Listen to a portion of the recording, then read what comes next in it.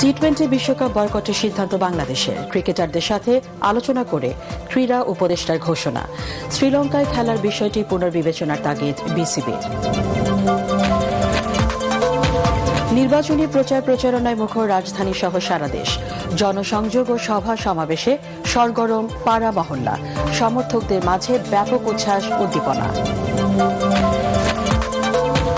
গণ অভ্যুত্থানের মাধ্যমে ভোটাধিকার প্রতিষ্ঠার যে সুযোগ এসেছে তা নষ্ট হলে দেশ চরম সংকটে পড়বে। সিলেটে তারেক রহমান।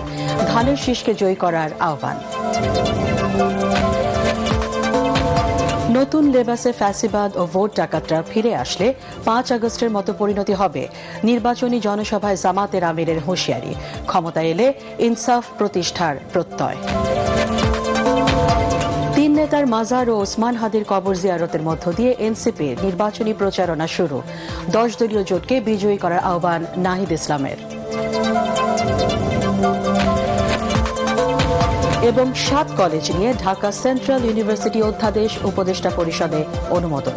নির্বাচনের আগের দিন সাধারণ ছুটি, ব্রিফিংয়ে প্রেস সচিব।